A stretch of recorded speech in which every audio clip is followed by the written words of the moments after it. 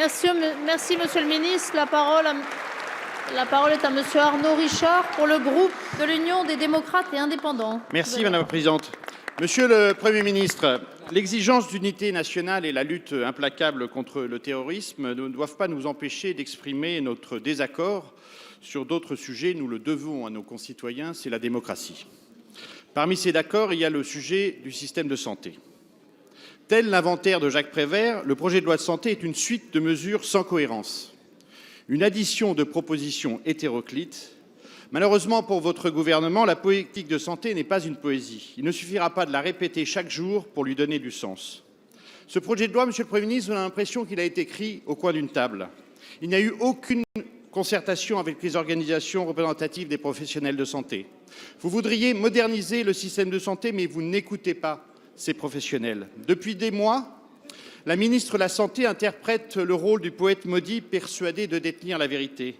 Ce n'est pas un échec, monsieur le Premier ministre, de revoir sa copie. C'est en revanche navrant de persister dans une mauvaise direction. Loin d'améliorer notre système de santé, votre projet de loi le fragilise. Il oppose les uns aux autres, le public au privé, la ville à la campagne, le médecin à son patient. Nous attendions des mesures concrètes, loin des promesses de campagne. Monsieur le Premier ministre, ma question est simple.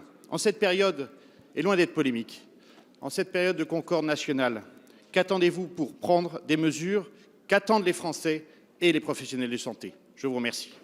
Merci, monsieur le député. La parole est à madame la ministre des Affaires sociales, de la Santé et du droit des femmes. Merci madame la présidente, mesdames et messieurs les députés, monsieur le député Arnaud Richard.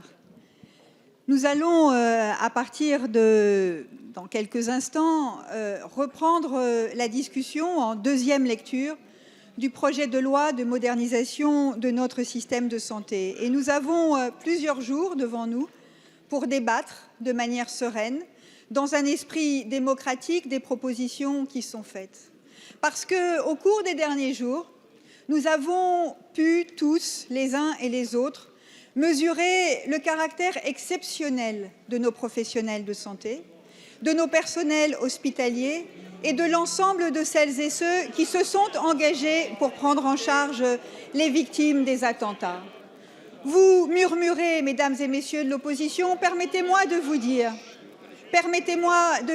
qu'à l'heure à laquelle je vous parle, ces professionnels prennent toujours en charge 161 blessés, dont 26 sont en réanimation.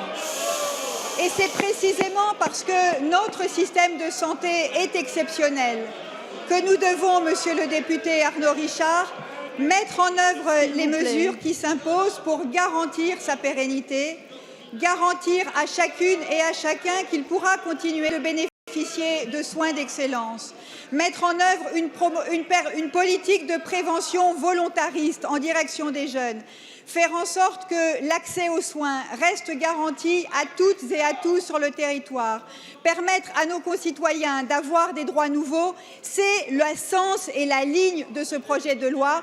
Je suis certaine, monsieur le député, que dans quelques heures, nous poursuivrons ce débat et que nous aurons l'occasion de faire en sorte que le système de santé français continue à rayonner de son excellence. Merci, madame la ministre.